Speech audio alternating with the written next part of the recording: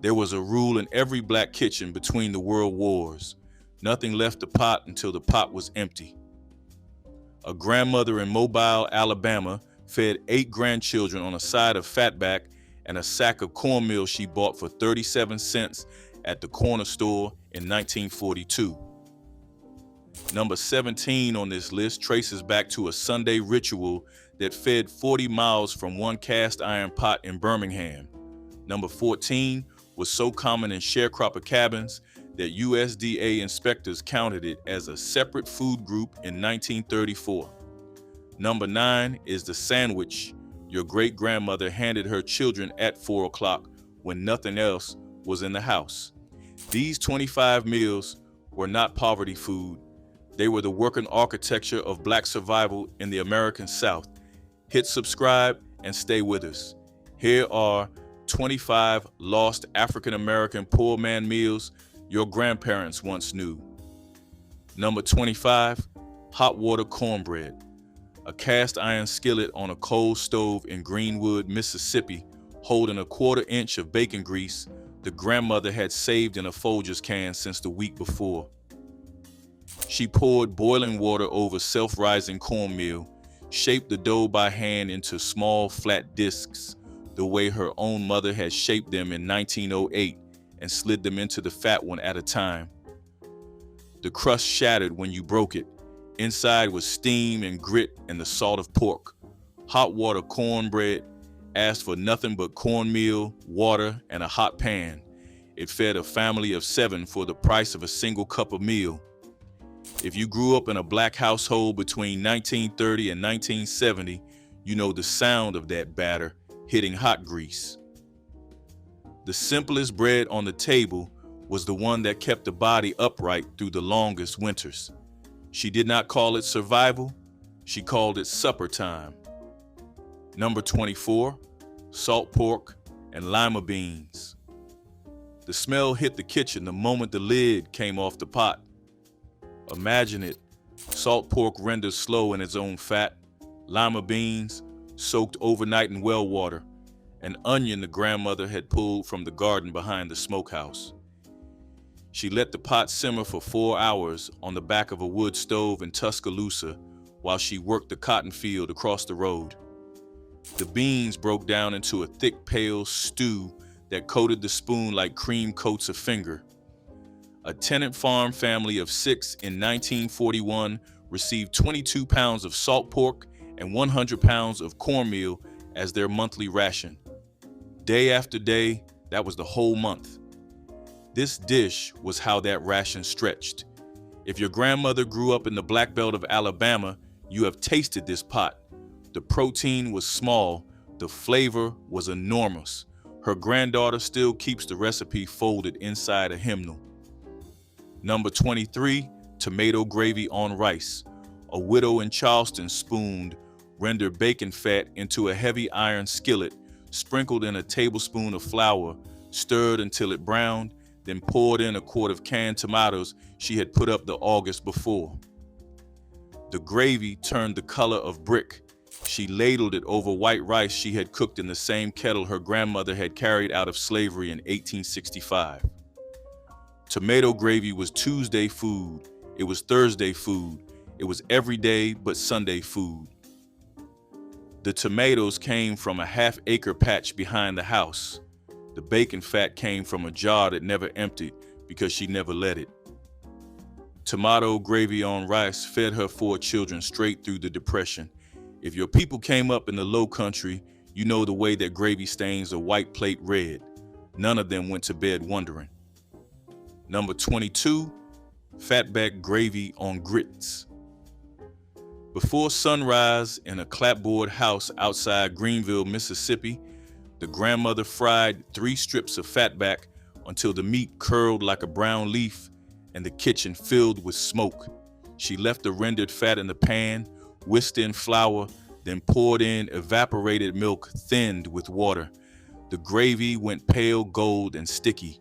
Stone ground grits had been simmering on the back burner since 4 in the morning.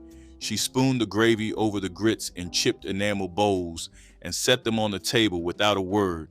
Her grandchildren ate standing up, because the table only sat four.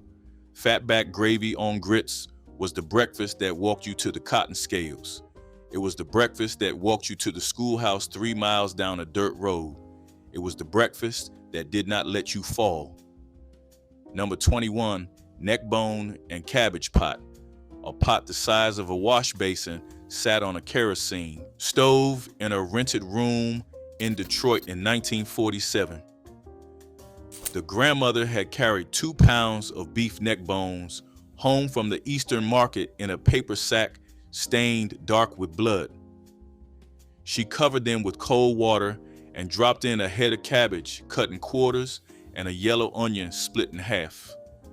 3 hours later, the bones gave up their meat in soft brown shreds, the way a tightly wound fist finally opens. The cabbage went translucent. The broth turned the color of weak coffee. She fed 5 people from that one pot and saved the broth for the next morning. If you grew up in a northern tenement after 1940, you know that smell hit your nose before you even climbed the stairs. Neckbone and cabbage was Great Migration food. It was the dish that made a tenement kitchen smell like home. Number 20, hoe cakes on a griddle. A black field cook in Beaufort County, South Carolina, shaped wet cornmeal into flat rounds with the heel of her hand and slid them onto a hot iron hoe she had borrowed from the tool shed. The cornmeal hissed and seized into a cake the size of a palm. She cooked 12 at a time for the men working the rice fields. The crust was rough, the inside was warm and dense and tasted of grain, salt, and wood smoke. Hoe cakes traveled from West African fritter traditions through the slave quarters of the Low Country into the lunch pails of free black laborers a century later. They cost almost nothing. If your great-grandfather worked a field anywhere south of the Mason-Dixon, he ate one for his noon meal. The grandmother who fed those men never wrote her name on a single recipe. Number 19, sardines on saltine crackers.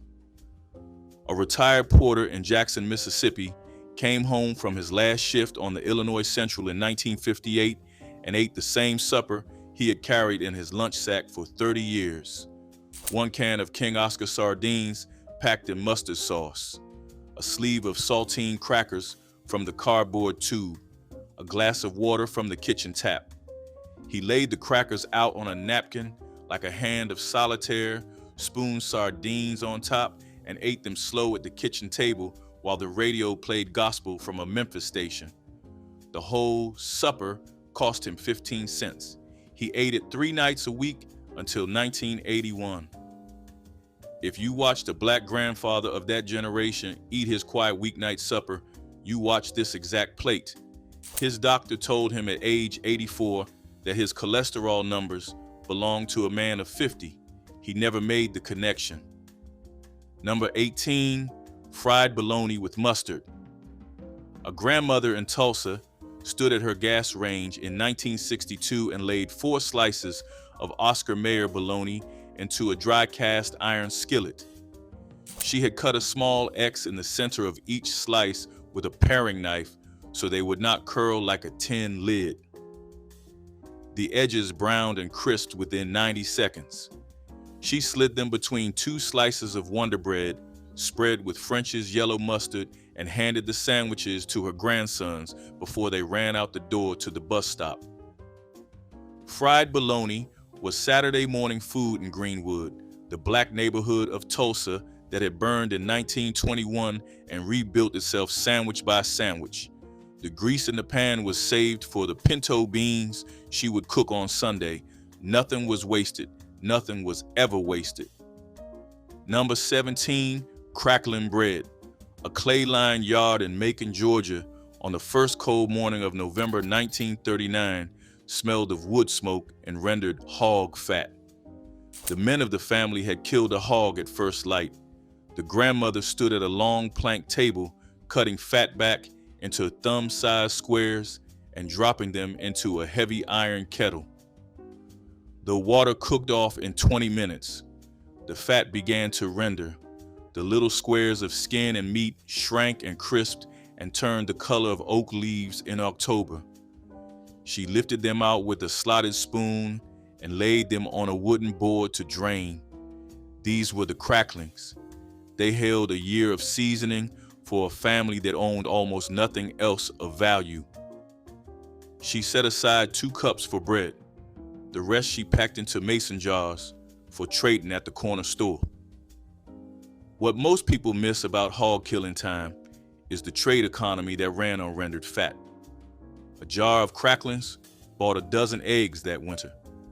A jar bought a pound of coffee. The bread itself was simple: white cornmeal, buttermilk, baking soda, an egg from the hen house, and the cracklings folded in at the last minute. She poured the batter into a hot skillet swimming with bacon fat and slid it into a wood-fired oven. 40 minutes later, the crust was the color of bourbon. The inside was studded with crisp pork that crunched when you bit through. She cut the bread into 8 wedges and set it beside a pot of collard greens. Crackling bread was hog-killing time food. It was the bread that said the family had survived another summer of credit at the furniture store and would eat through another winter on whatever the hog had given. Her great-granddaughter still bakes it the same way. The skillet is the same skillet. The recipe was never written down. It moved from her hands into her daughter's hands, into her granddaughter's hands, the way prayer moves through a family. It does not need paper to survive.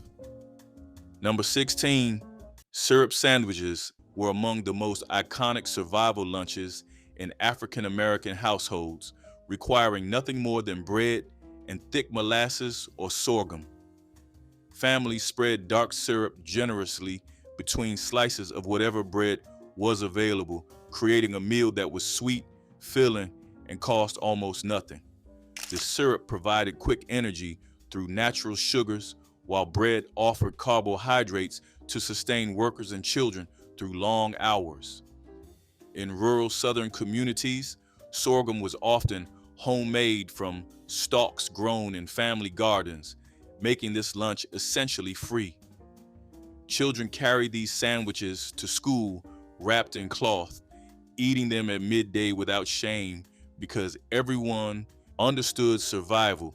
The sweetness masked what was essentially poverty, transforming scarcity into something children actually look forward to eating. Number 15, souse meat and crackers. A butcher's wife in Birmingham in 1944 boiled a pig's head for 6 hours in a kettle of vinegar and salt water with bay leaves and red pepper flakes she had dried on the windowsill the August before. She picked the meat from the bone with her fingers, the way a woman picks the last pecans from the bottom of a paper sack, packed it into loaf pans, poured the strained broth over the top, and set the pans in the icebox overnight. By morning, the broth had set into a firm pink jelly studded with shreds of pink meat. She served it with hot mustard and pickles. Souse was Saturday afternoon food.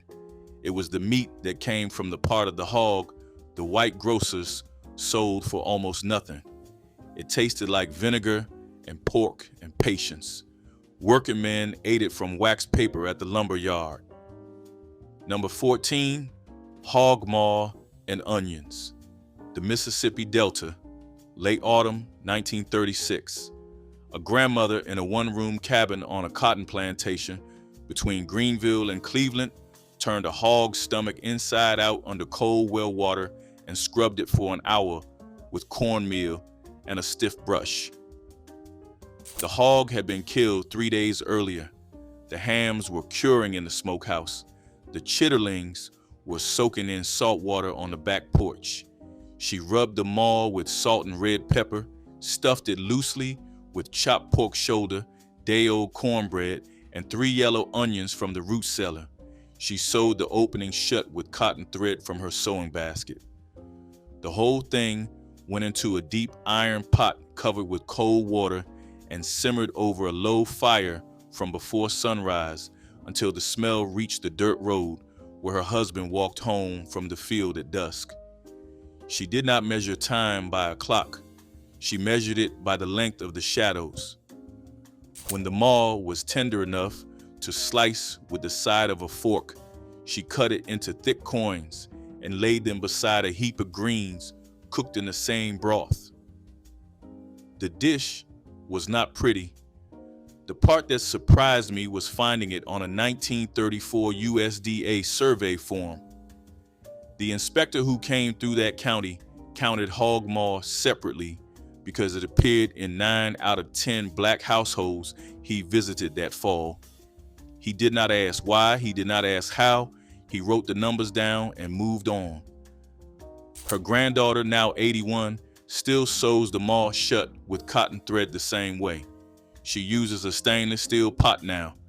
The cornmeal comes from a paper bag at the Piggly Wiggly. The dish tastes the same. The cabin is gone. The plantation is a soybean field. The recipe is still in her hands. Number 13, calf liver and onions.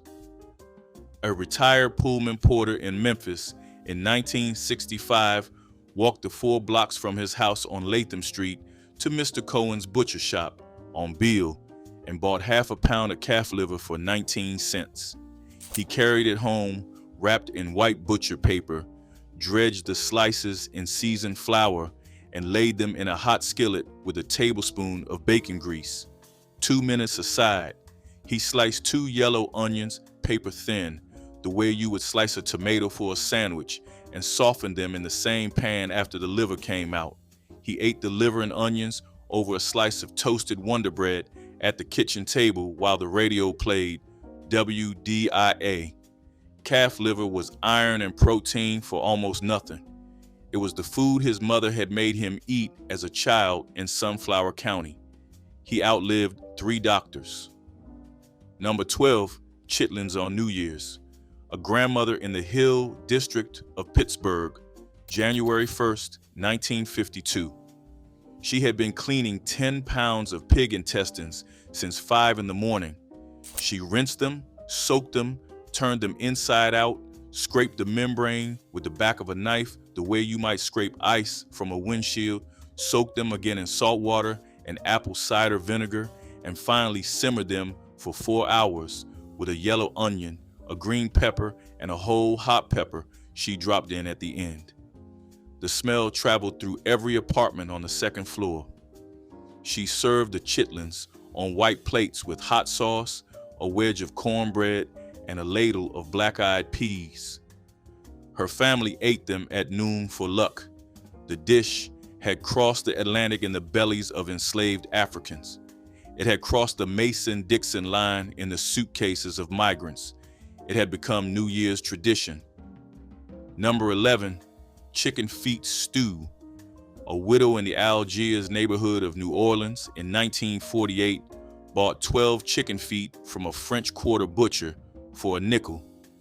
She scalded them in boiling water, peeled the yellow skin from the toes the way you would peel a glove off a hand, clipped the nails with kitchen shears, and dropped them into a heavy pot with celery, onion, garlic, a whole bay leaf, and 3 quarts of cold water.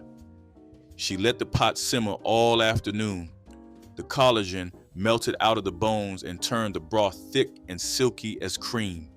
She served the stew over white rice with a slick of hot sauce. Chicken feet were the part of the bird the white grocers threw away. The widow knew better. The stew gathered her grandchildren around the table on a Sunday evening and held them there long after the bowls were empty. Number 10, ash cakes from the hearth. A field hand in Hale County, Alabama, in 1933 mixed 2 cups of yellow cornmeal with cold water and a pinch of salt in a wooden bowl her mother had carved during Reconstruction. She shaped the dough into thick ovals the size of her palm and buried them in the hot ashes of the cooking hearth like a body laid down for sleep. 20 minutes later, she raked them out with a long iron poker, brushed off the ash and the burned leaf, and broke the cakes open. The crust was charred. The inside was hot and damp and smelled of corn and wood smoke, Imagine the simplicity of it. No skillet, no oven, just meal, fire, and the leaf of a vegetable already in the garden. Ash cakes traced back to the slave quarters. They were the bread of the field, and they fed a family on nothing but meal and fire. Number 9, snoot and red sauce. A barbecue stand on Natural Bridge Road in St. Louis in 1971 smoked pig snouts over hickory wood for 8 hours until the cartilage turned tender and the skin crackled like glass. The pitmaster, a Mississippi-born grandfather named only on his federal tax forms, mopped the snouts with the vinegar and tomato sauce his wife had cooked up that morning on the kitchen stove. He served them on white bread with a side of dill pickle and a paper cup of orange knee-high. A snoot sandwich cost 40 cents. Workers from the Wagner electric plant lined up at his window at lunch and ate them standing on the curb. Snoots were the part of the hog the white markets across town would not even cut. In St. Louis, they became their own culinary tradition. They still do. Number 8, cold grits cakes provided portable lunches made from leftover breakfast grits that would otherwise go to waste. Families poured leftover grits into pans to set overnight, then sliced the firm mixture into squares and fried them golden the next morning. These cakes could be eaten hot for breakfast or packed cold for midday meals, their dense texture holding up through hours in lunch pails. The process transformed cheap cornmeal into something more substantial than porridge. Workers carried grits cakes knowing they would fill hungry stomachs when no other food was available. Some families added bacon or cheese when affordable, but plain grits cakes provided satisfying carbohydrates without additions. The technique represented kitchen wisdom passed between generations of Black women who understood creativity conquered poverty. Number 7, pinto beans and water cornbread. A Sunday afternoon in a frame house on Cherry Street in Helena, Arkansas in 1953. The grandmother had soaked 2 cups of pinto beans overnight in cold water and now simmered them with a ham bone, an onion split in half, and 4 cloves of garlic she had pulled from a braid hanging by the back door.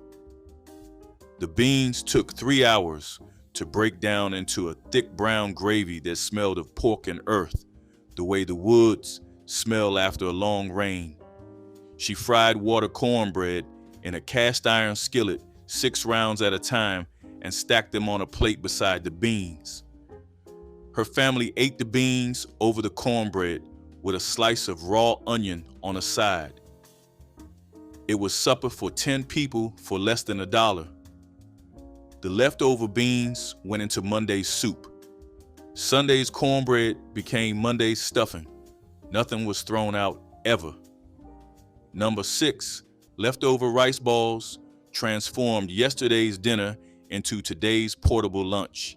Families shaped cold rice into firm balls, sometimes adding bits of meat or vegetables, then wrapped them in cloth for transport. The rice held together when properly packed, creating a self-contained meal requiring no bread or utensils. In Gullah communities along the Carolina coast, rice was the staple grain at every meal. Leftover rice was never wasted because it could always become tomorrow's lunch. Workers carried rice balls in pockets or pails, eating them by hand during breaks. Children found them easier to manage than sandwiches, the compact shape fitting small hands. The technique came from African foodways where rice balls had sustained travelers for generations. This lunch connected Black Americans to ancestral wisdom about stretching grain. Number 5, streakoline and biscuits was breakfast poor families ate when bacon was a luxury they couldn't afford. Streak-o-lean, that fatty strip of pork with barely any meat, cost a fraction of bacon's price. Sliced thin and fried slow, it rendered out fat while developing crispy edges and chewy centers that were intensely salty. The fat collected in the pan was saved for cooking or poured over the biscuits. Children learned to eat Streako lean without complaint, knowing it was this or nothing some mornings. The meat wasn't pretty, but it filled bellies and provided calories growing bodies needed. Biscuits soaked up the grease and became richer for it. This breakfast was poverty visible on a plate, the kind of food people ate when money determined every meal. Streako lean meant doing without while still doing enough. Number 4, rice and Karo syrup breakfast. A small boy in Vicksburg, Mississippi, in 1942 woke up to the smell of white rice steaming on the back of a wood stove and a glass bottle of Karo dark corn syrup on the kitchen table. His grandmother spooned the hot rice into a chipped bowl, drizzled the syrup over the top in slow ribbons, the way a calligrapher draws an old letter, added a small pat of margarine, and handed it to him with a tablespoon. He ate it sitting on the back porch step, watching the sun come up over the railroad tracks. Rice and Karo was the breakfast that cost almost nothing and held a working child until lunchtime. His grandmother had eaten it as a child herself in the 1890s. It was the breakfast that crossed 3 generations of one family without ever appearing in a single cookbook. Number 3, Pig Feet in Vinegar, a black-owned tavern on Auburn Avenue in Atlanta in 1956 kept a tall glass jar of pickled pig feet on the counter beside the cash register. The cook had simmered the feet for 4 hours in a kettle of water seasoned with bay leaves and whole peppercorns, then packed them tight into the jar with sliced onion, hot red peppers, and a quart of white vinegar that turned cloudy within a week. The jar sat there like a little museum of survival. Customers paid a dime for one and ate it standing at the bar with a paper napkin. The vinegar made your eyes water. The meat slipped off the small bones in cold, sweet chunks. Pig feet were a Saturday night meal for working men, a barroom snack, a road food a porter could carry to Chicago without spoilage. They were the cheapest part of the hog and one of the most beloved. Number 2, Bulldog gravy on biscuit. A coal miner's wife in the Black Hollow of Lynch, Kentucky, in 1934 woke at 4 in the morning to make breakfast for a husband who would walk 2 miles in the dark to the mine entrance. She melted a tablespoon of bacon grease in a hot skillet, whisked in flour, and poured in cold water from the kitchen pump. No meat, just grease, flour, and water. The gravy turned the color of clay and the texture of cream. She ladled it over hot biscuits she had baked in the same skillet 10 minutes earlier. Bulldog gravy was the gravy of last resort, the gravy of the week before payday, the gravy that walked a man into the dark of the mine and held him until he came out at dusk. Her husband ate it without complaint for 31 years. Number 1, sorghum molasses on cornbread. A grandmother in a black farming community outside Tuskegee in 1941 set a small clay pitcher of dark sorghum molasses on the supper table beside a pan of hot cornbread fresh from the wood-fired oven. The molasses had been pressed from cane stalks the family grew on a half acre at the back of the property and boiled down in a copper kettle over an open fire the October before. The cornbread was rough yellow meal, buttermilk, and 1 egg. She broke the cornbread into a bowl, poured the molasses over the top in a thick black ribbon like ink from a broken pen, and ate it by the light of a kerosene lamp while her grandchildren slept in the next room. Sorghum and cornbread was the supper of the working day's end. It was the food that closed the kitchen until dawn. It was the food a black grandmother gave her family when there was nothing else, and it was always enough. Number 12, black-eyed peas and ham hock. According to food historians, black-eyed peas were not just for New Year's luck. They were a Wednesday night lifeline. A bag of dried black-eyed peas simmered with a ham hock, an onion, and a can of diced tomatoes until everything melted into a thick, smoky stew. The ham hock was the cheapest cut at the butcher counter, often less than 15 cents a pound in the early 1950s. It existed for one purpose: to give flavor to beans, and it did that job better than anything else in the store. A single pot fed a family of 6 for 2 days. Served over rice, it stretched even further. Black families in Alabama, Mississippi, and Georgia bought enough dried peas and ham hocks on the first of the month to last until the next check came. This was not cuisine, this was engineering. Number 21, ash cakes. Before hoe cakes, there were ash cakes. This was the oldest bread in Black American history. Cornmeal and water shaped into flat rounds and buried directly in the hot ashes of a fireplace. Susan Kelly, born into slavery in Virginia, was interviewed at the age of 100 in the 1930s and described her mother's method of raking the ashes aside, placing the cakes on hot bricks, then covering them with more ashes until they turned brown. You washed them off with water and ate them warm. That was it. After emancipation, ash cakes survived because many formerly enslaved families had no stove, no oven, and no money. A fireplace and a handful of cornmeal was all you needed. By the 1960s, the recipe had disappeared. The last generation that knew how to make them never thought to write it down. No one did. Number 7, pig feet stew. Who still makes pig feet today? You could buy them for a nickel a piece in the 1950s because they were considered waste by most butchers.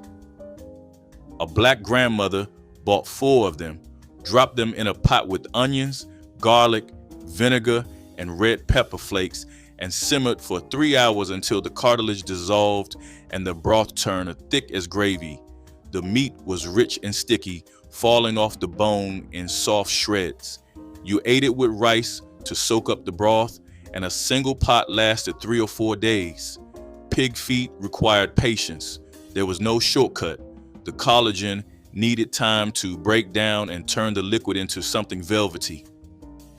In black households across the Deep South, pig feet stew was a Saturday meal because Saturday was the one day a woman had time to let something simmer. The house smelled like garlic and vinegar all afternoon.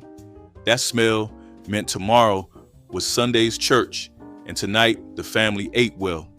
Number 22, neck bones and rice. Neck bones were the cut that nobody wanted. Butchers in black neighborhoods sold them for 10 to 15 cents a pound in the 1950s because there was almost no meat on them. But your grandmother with a heavy pot and 4 hours of patience could turn 2 pounds of neck bones into a meal that fed 6 people.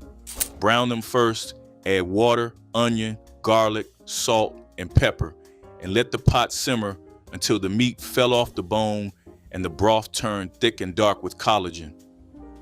Served over white rice, it made your grandmother's kitchen smell like love and necessity in equal measure. Families who migrated to Chicago and Detroit brought this recipe north and cooked it in apartments where the only southern thing left was the cast iron and the knowledge of what to do with a cheap cut of bone. The meat was almost nothing. The broth was everything. Fatback was the poor family's bacon, a slab of pure pork fat from the back of the hog with no lean streak running through it.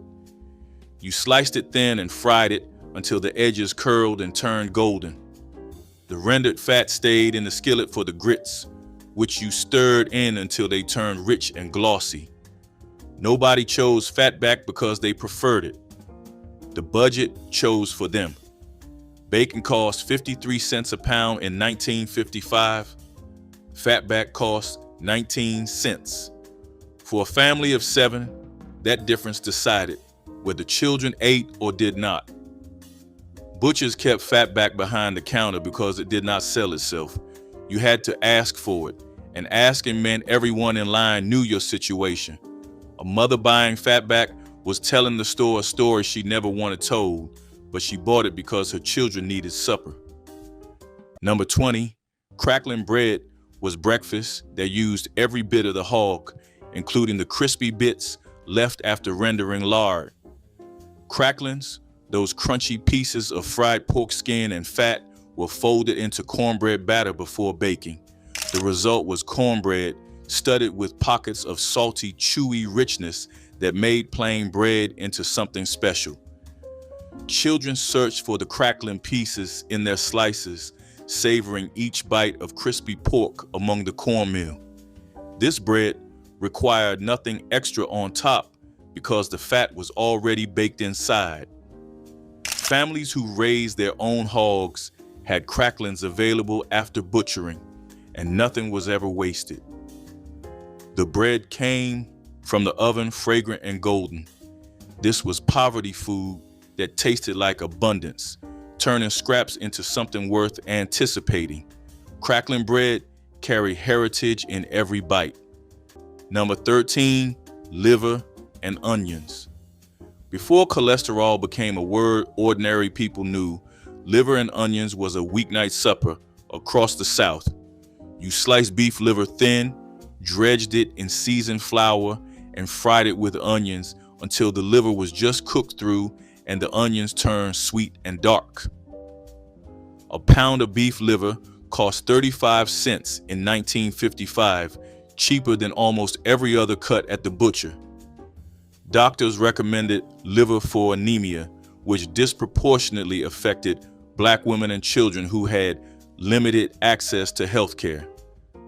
The taste was strong, almost metallic. Children either ate it without complaint or they did not eat at all. No middle ground, no alternative. But the iron content was extraordinary. A single serving delivered more than a full day's requirement. Nobody prescribed it. Nobody called it a supplement. Grandmothers just knew that liver twice a week kept a family on its feet. Number 23, fatback and grits. If you grew up in a sharecropper's household in Georgia or South Carolina in the 1940s, your morning started the same way every day: a slice of fatback fried in a cast iron skillet until the edges curled and the grease pooled.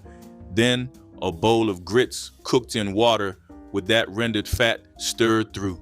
Fatback cost almost nothing because white families did not want it. Butchers sold it for pennies a pound, and the salt preserved it for months.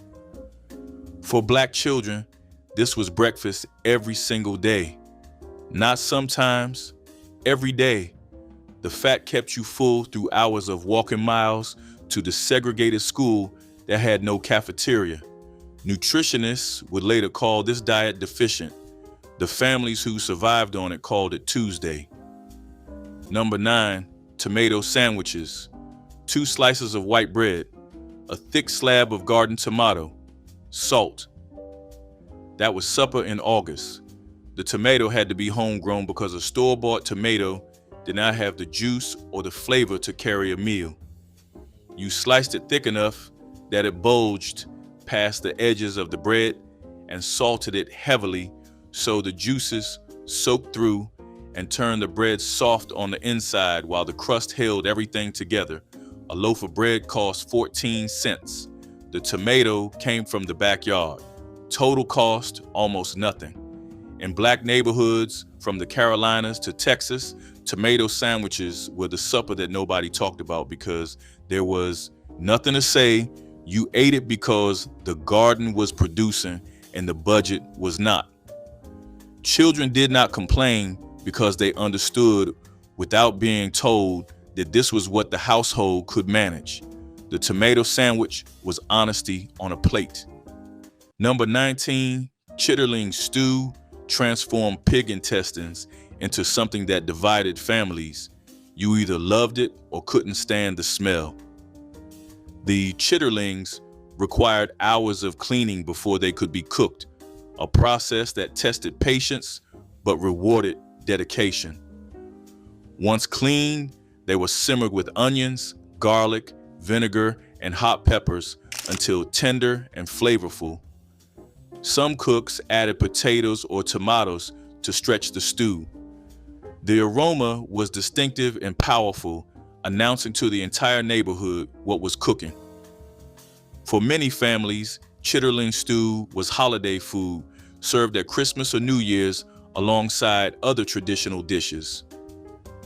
Children grew up with strong opinions about this stew, shaped by whether their families embraced or avoided it. The dish represented cultural continuity, a connection to ancestors who wasted nothing. Potlikker with cornbread was the liquid gold that nourished Black families when nothing else remained in the pantry.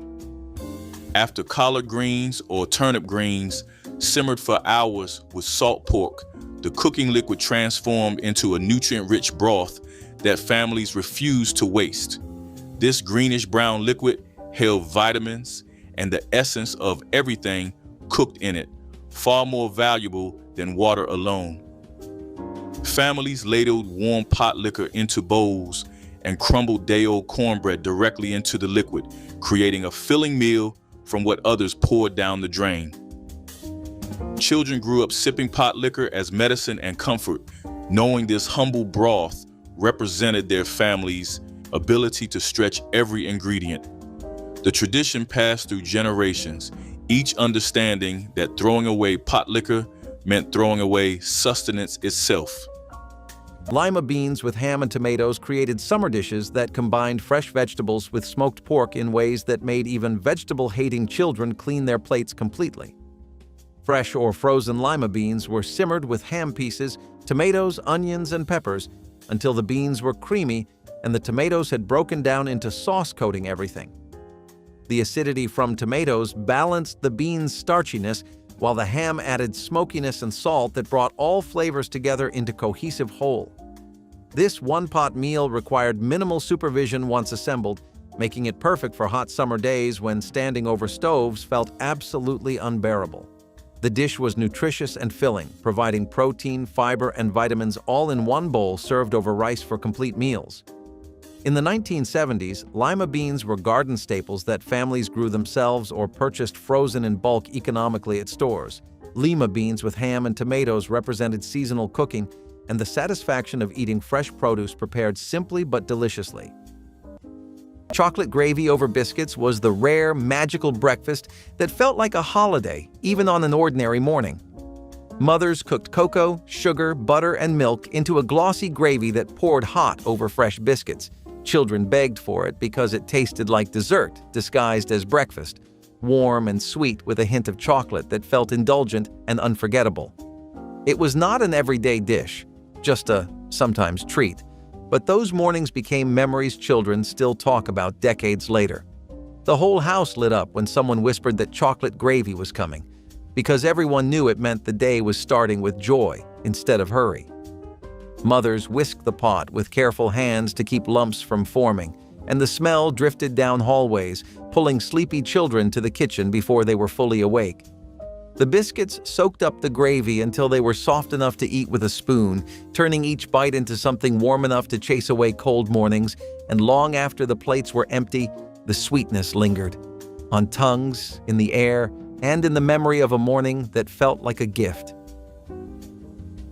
Fried chicken livers were the brave man's dinner, rich and strong in taste. They were cheap, sold in bulk, and packed with nutrients that families needed. Dipped in flour, seasoned with salt and pepper, and fried until crisp, they were crunchy outside and tender inside.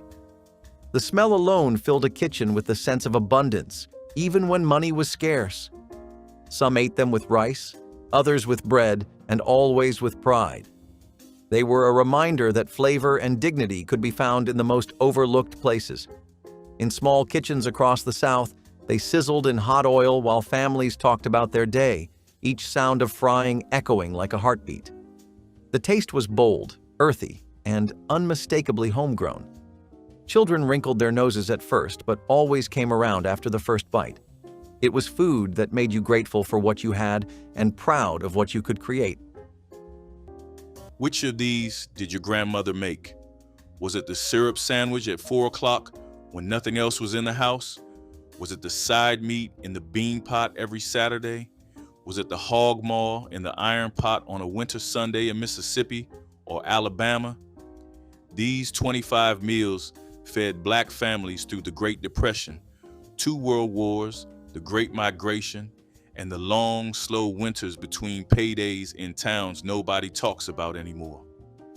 Tell us in the comments which dish your grandparents knew. Tell us where they learned it. Tell us what it tasted like the last time you ate it. Their kitchens are gone. The recipes are still here.